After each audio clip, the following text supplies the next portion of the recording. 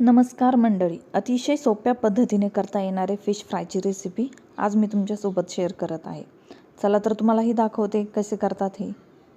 फ्रायसाठी मी आता हलवा हा फिश घेतला आहे.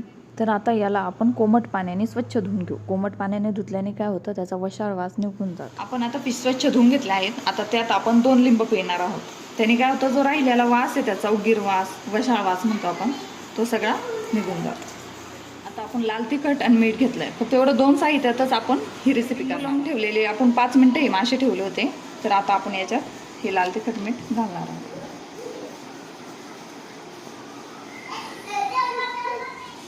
आता आपण याला व्यवस्थित सर्व बाजूने चोळून घेऊया. मीठ चोळून घेतलंय.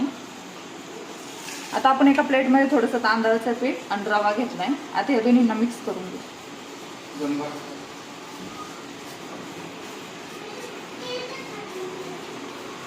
तांदळाचं पीठ थोडंसंच घ्यायचं, कारण त्याने थोडासा खरपूसपणा येतो.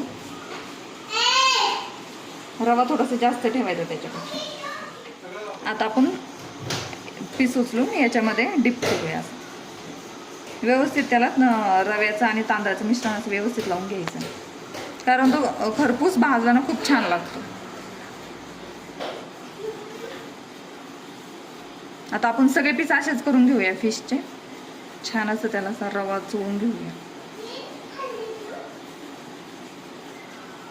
फिश व्यवस्थित रव्यामध्ये लावून घेतले. आता आपण याला फ्राय करूया, तवा फ्राय करूया. आता तवा इथे आपण गरम करायला ठेवलाय. आता याच्यावर थोडंसं तेल घालूया. जास्त तेलामध्ये करायचे नाही तर ह्याचे खरपूस होतात मस्त. आता आपण आपले सर्व फ्राय असे एक एक घेऊ.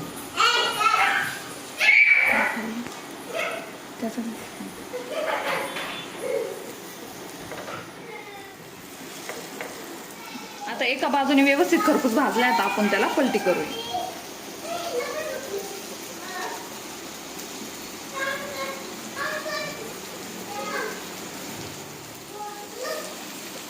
आता आपले फिश फ्राय तयार झाले आहेत. चला तर आता आपण काढून घेऊया त्यांना. छान असे खरपूस भाजले.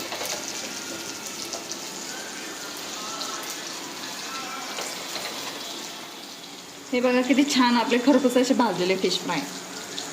तुम्ही नक्की ट्राय करा आणि कमेंटमध्ये सांगा कसे झाले.